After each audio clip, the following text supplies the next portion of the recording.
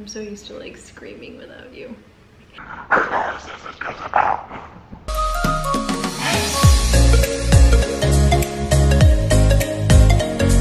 So I have 5 healthy habits or tips, but what do you want it to be? Habits, tips. Okay. Mine might be tips. They might not necessarily be habits, but they're healthy habits / tips. Okay, mine are 5 healthy habits. I wasn't informed they were habits.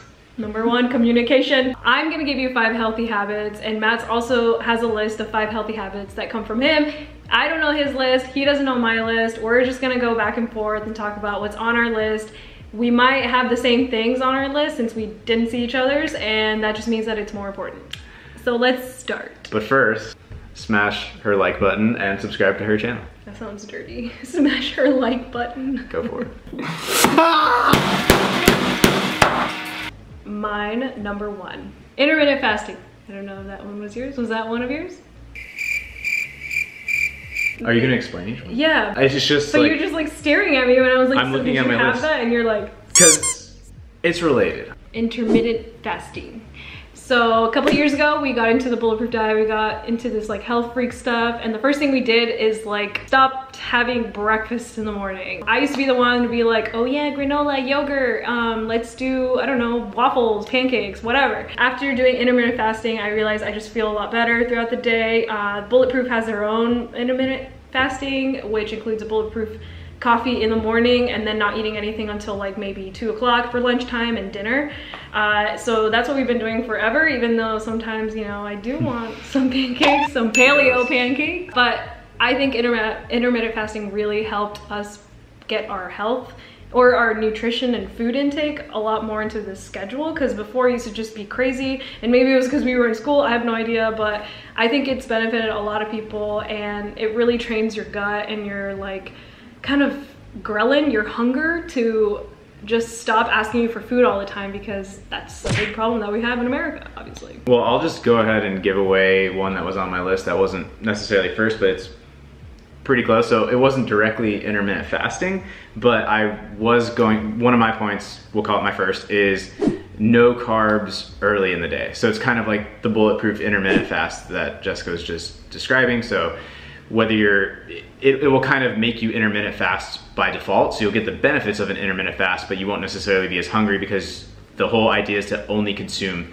fat in the morning for your breakfast, so then you don't have any sugar insulin spikes since your dinner the prior night until potentially, you know, lunch, or if you fast until dinner, and then you get kind of a lot of the benefits of fasting and kind of cyclic ketosis without necessarily just completely fasting. So that's a huge one, to not necessarily have to think about breakfast and figure it out and then eat some carbs and then be hungry an hour later, is just go with like the bulletproof intermittent fast, or just basically a fatty coffee or something high fat, no carbs. And be careful, that also pretty much means no protein, because protein can convert into sugar basically. I mean, it can still spike your insulin, all that. So it's also much easier to start an intermittent fasting schedule with having some sort of fat in the morning. It's just because you're gonna wake up and be like, but I want to eat, I'm hungry, I'm hungry. So like having that fat is gonna train your body to be like, it's okay to not eat every day for like 16 hours, you know, it's like, okay. That was my number 1. Number 2 for me is sleeping earlier and eating earlier.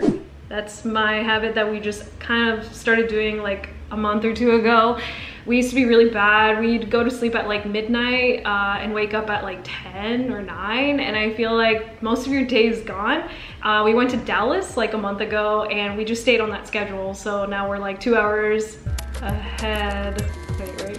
Well, we rolled back, so that means we're getting up 2 hours earlier. Right, so that's what we were doing. So now we're waking up around 6 a.m. and as opposed to like 8 or 9, and just there's more day, sleeping and it around feels 9. amazing. Yeah, and then we're trying to eat a little bit earlier, because if you eat really late, it'll really mess up your sleep. And we have the Oura rings now, so we definitely know that it messes with our sleep. Your resting heart rate, or your heart rate in general, will just like drop, and you don't sleep right at all. So that definitely is a big one for me. Yeah, that's almost like a sub tip, because I almost put that on my list, which would be to not eat a few hours before bed, because that can definitely disrupt your sleep. Yeah, so my point number 2, I'll stay on the subject of sleep, but this is actually at a different time of day, and this is to get sunlight as early in the morning as you can. So if you can get out, you know, preferably before 9 or 10 a.m. and get sunlight in your face on as much of your exposed body as you can legally. And that can help to set your circadian rhythm, because it's basically telling your brain, hey, it's daylight, it's morning in the morning, which helps you to be ready for sleep at night much better, because your brain is not confused whether it's day, night, all of that. So sun in the morning can really help set your circadian rhythm for sleep at night. Also, like in America, we don't get enough sun. We are always low on vitamin D, so getting sunlight in the morning, do at least 15 minutes, And if you want, just go for a walk or something. Yeah. You don't have to go outside and just stand there awkwardly. Like you can just walk That was around. a huge reason I should have got to that. That was definitely why it was on my list also. Is like, not only is it setting your rhythm for sleep, is like there's so many benefits to sun, vitamin D, all that. You're going to be outside breathing fresh air. You're going to be preferably grounding, you know, in the sand, in the dirt, in the grass, something like that. So compounded benefits to that one. And if people say, you know, the sun's dangerous, 15 minutes is not dangerous at all. It's when you're overly tanning. So go out there and get at least 15 minutes. Okay, number 3, cut out social media. So I actually haven't done this yet, like where I completely cut it off, but I think that I'm trying to get to a place where I'm just like going in there for a purpose and not for like doing it out of the blue, or like catching myself getting on my phone and doing it just like automatically, because I think it's a bad habit. And I mean, even Instagram knows it's a bad habit, and that's why they're letting you know how long you've been on social media. And the iPhone, Tim Apple. Appreciate it very much, Tim Apple. Has converted Apple into doing the screen time. I just feel like it's bad as a girl, you know, you kind of just are comparing yourself, or like you're just like, I should do this, I should do that. And I feel like my friend Mary told me, like, should never be part of a conversation, you know, because like you can do anything, and like if you do feel like it's really taking over your mind and making you feel bad, then you should completely cut it out. Because honestly, we lived without social media for a very long time, right, Matt? I didn't get a cell phone till I was in like 10th grade, and it was a Motorola Razr, and that was the best phone I've ever had, I will admit. Yeah, I fully agree, and I haven't done like an extended fast from social media, but being mindful of when you're using it and how. This isn't on my list, but I'll give a little sub tip here, which is, I think like it'll help you a lot by default with this, is just unfollow half of the people you're following at least. Like pretty much everybody I look at is just mindlessly consuming so much crap that they don't even care about, and it's just not doing anything for them. So if you're watching this, you probably can go just unfollow half of them and you won't miss it. You know, just get that crap out of your life, and that alone can cut down on your time using it. And you know, on top of that, just trying to use it less compulsively. Not going to your phone right when you wake up is a big one. You know, just use it intentionally, I think, is I'm really bad at. A big piece of it.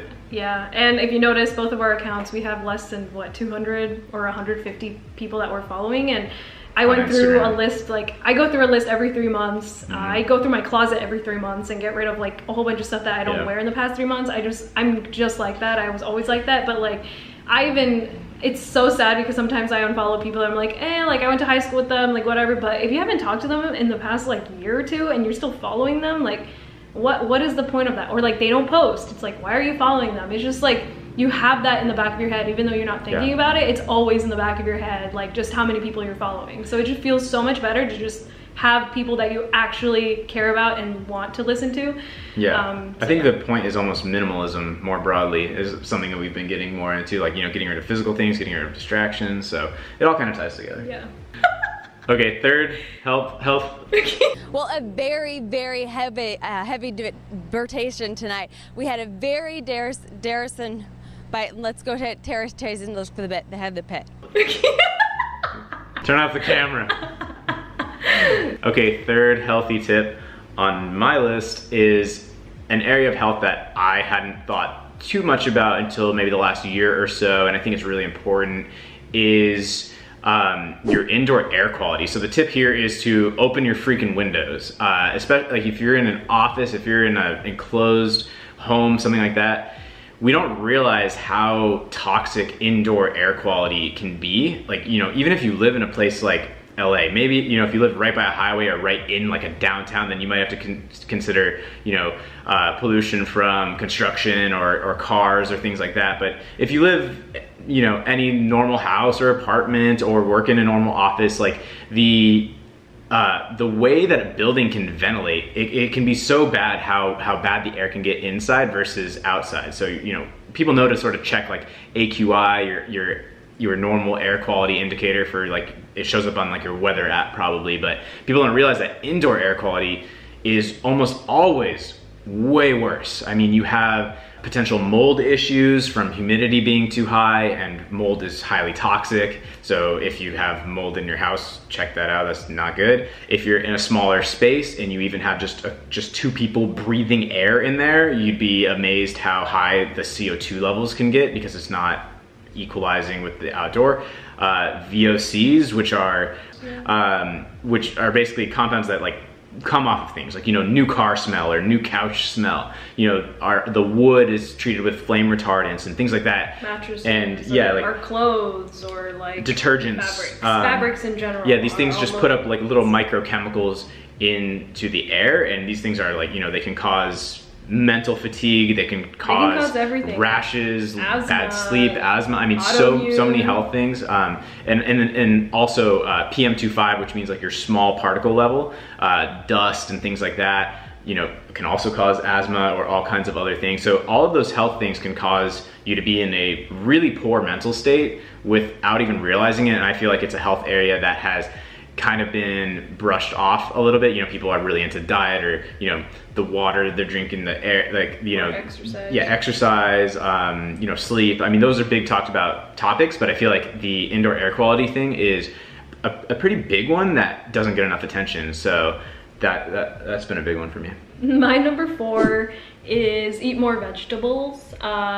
We go into like weeks or a week at a time where we're like not eating enough vegetables, and then other weeks we're like eating too many vegetables. I would know because of my bowel movements. But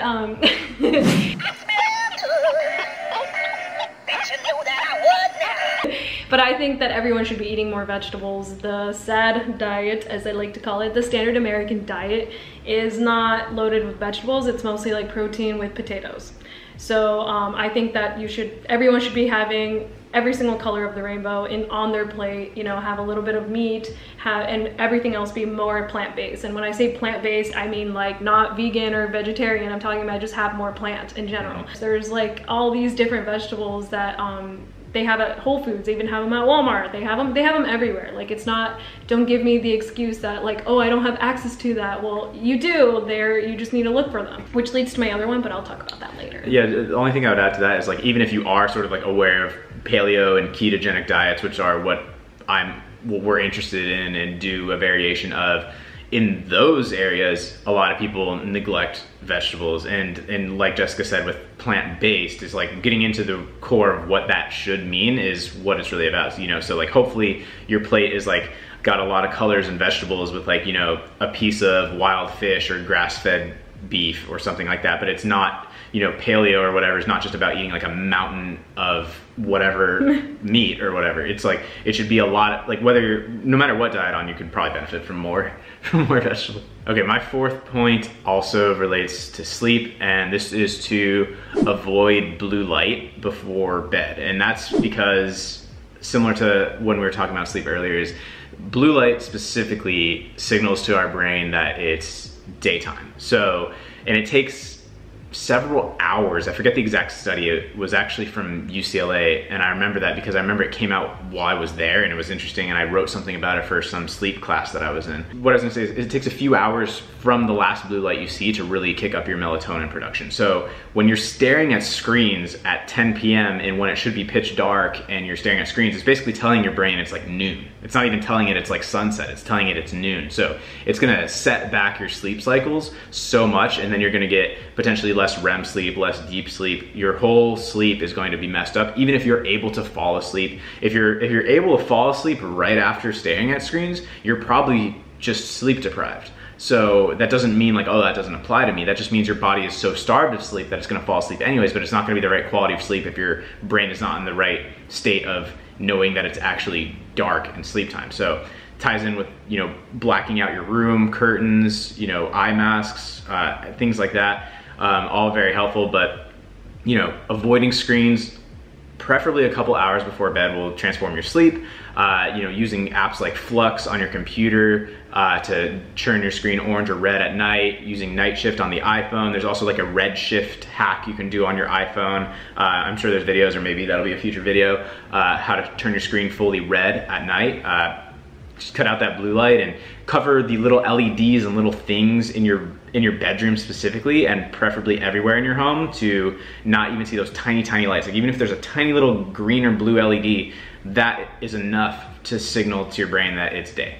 We taped it with electrical tape. Yeah, so tape those with electrical tape. It looks funky, but I mean, you don't see it. Where do you see it?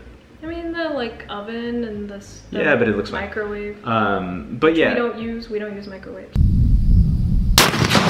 Yeah, bonus point. That's a whole other thing. My number 5, last but not least for me, is use less plastic. Ooh. Yeah, that's a good one, right?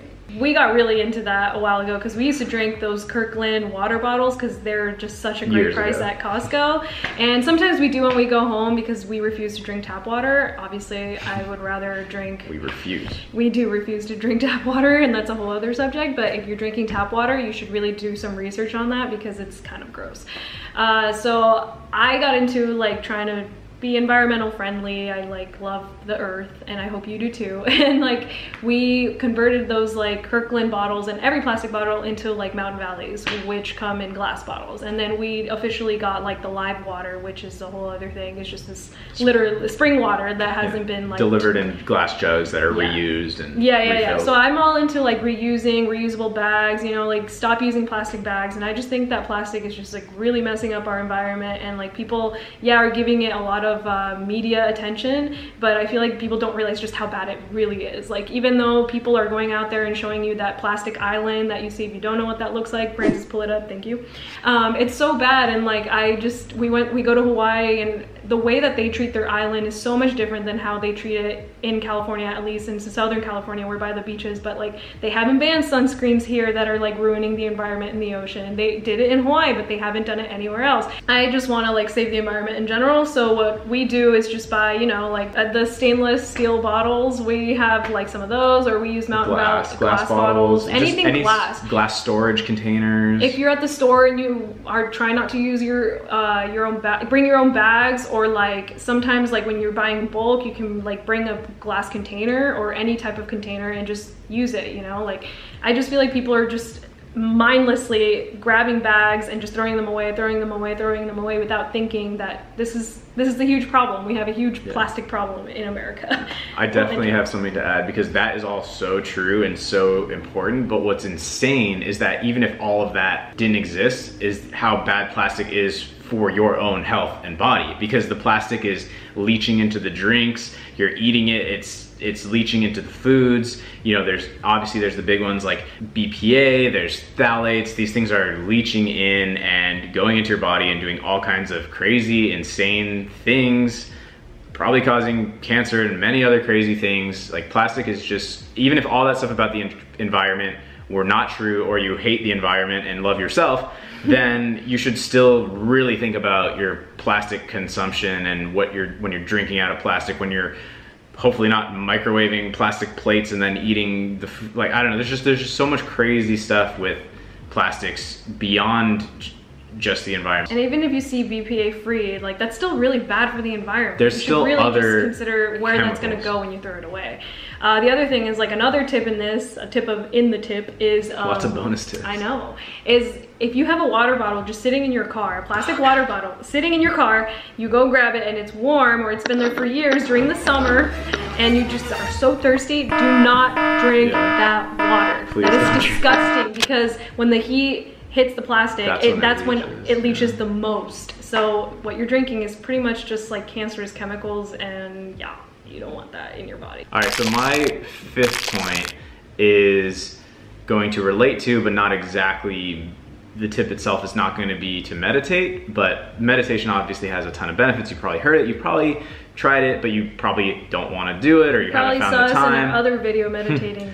So, but I know, and I know because I've been there now. I meditate pretty much every day. Still not for a super hardcore amount of time, but I know what it was like to resist meditation for literally like 7 years since I first ever tried meditating, and I never got into the habit. So my tip here is just going to be what I'm going to call 2 deep breaths, and literally just in the middle of your day, like just having like a slight tiny break in your mental craziness to just take 2 deep breaths and see how much that like resets your mind and kind of like slows down the craze of your environment. And just pay attention to those 2 deep breaths, preferably longer exhale than inhale. That's kind of what signals to your nervous system to go into, you know, the more relaxed type of vibe. Is if you say like a 4-7-8 breath, which is 4 counts breathe in, 7 counts hold, and 8 counts breathe out. So longer exhale than inhale. And I swear, even if you just do 1 or 2 or 3, you will feel it immediately. Like it will immediately impact the next part of your day if you just simply stop the crazy for like, and we're literally talking like 10-20 seconds. Like I'm not like nothing insane. So it's a very easy sort of bite-sized almost meditation that can really just like make you kind of have a soft little reset on your day and stop that crazy. And it won't get you pissed off when the guy cuts you off on your way to work. work. Like just to take like a little like breath from the insanity that our brains create for us. All right, well, we gotta go because we have errands to do. We do. But thanks for listening. Let me know if you have any questions. Put them in the comments and Matt and I will go and answer them, or tell you that, I don't know, if you have any other comments, I guess. Let us know what videos you want to see on Jessica's channel. Yeah. Don't forget to like and subscribe. Like and subscribe. Obviously. All right. Peace. Ouch. Is a Can I 7? interrupt? Yes. You told me health tips. Now you're saying habits. What did I say? What did I You told me 5 health tips. I said healthy habits. You told me health No, tips. healthy I swear to God, you habits. told me health tips. No, healthy habits.